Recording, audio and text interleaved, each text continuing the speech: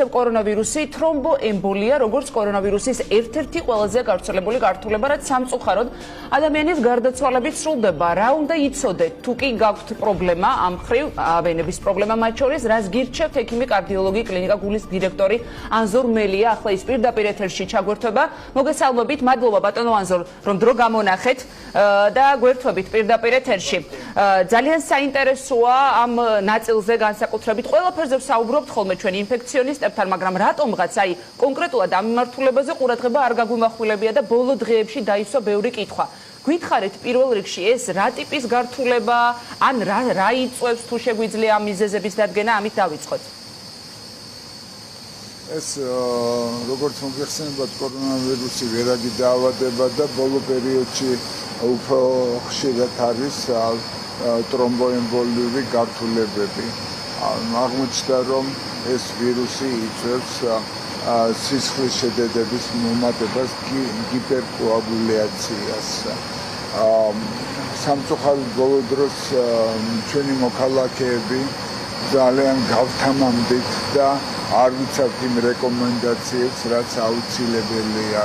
ეს არის პირვადების დარება, ხელის ხშირი დაბანვა, ფეხით სიარული. რა ხდება ტრომბოემბოლიურ გართულებას, აი ბათუმში რომ იყო შემთხვევა, ახალგაზრდა ქალბატონი გარდაიცვალა.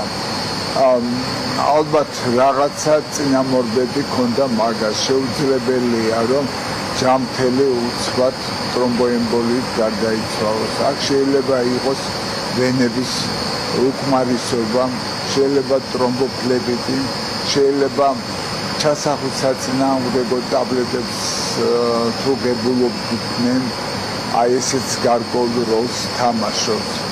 პირდაპირ რომ ყველა კორონავირუსიანს გაუკეთოთ კოაგულოგრამები და უკეთებენ ვიცი, მაგრამ მაინც პროფილაქტიკა ის საკმარისი არა. ყველაფერი დამოკიდებულია ჩვენზე, როგორ ჯანსაღი ცხოვრების წესს. ანუ რა გავითვალისწინოთ ბატონო ანზორ, აი თუ დაუშვათ რაიმე ტიპის პრობლემა გვაქვს, თუმცა მე როგორც ვიცი, ხა არ ვარ სპეციალისტი, არ ვიცი, თრომბზე როცა ვსაუბრობთ, მხოლოდ ვენების გაგანიერება ან ასეთი დაავადება არ არის. ხო, თრომბი შეიძლება ნებისმიერ ორგანოში გაჩნდეს, როგორც ვიცი. რა გავითვალისწინოთ, აი ძირითად რეკომენდაციებს რას მოგცემთ? პირველ რიგში, ვისაც ვენების უკმარისობა აქვს ქრონიკული, ვისაც თრომბოფლებიტები აქვს ბედაკიდურებზე, აუცილებლად უნდა გაიკეთოს სიძარღვების ეხოსკოპია, უნდა გაიკეთოს კოაგულოგრამა, სიგარეტი უნდა გადავაგდოთ.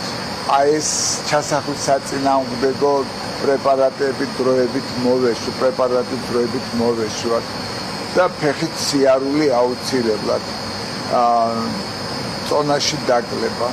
აი ესეთის მარტო შეიძლება, თორემ ის რომ ტაბლეტები დავლიოთ და ეს ტაბლეტები დაგვიცავს ამისგან, ეს არ არის მართებული.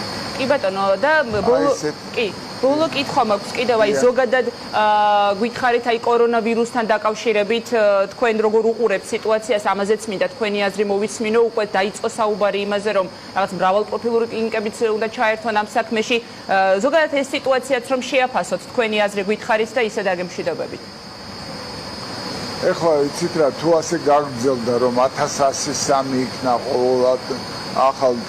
ყოველ დღე ახალი შემთხვევები, მაშინ კლინიკები, მრავალპროფილური კლინიკები უნდა გადაკეთდეს დროებით, რასაც აკეთებს ჯანმრთელობის დაცვის სამინისტრო.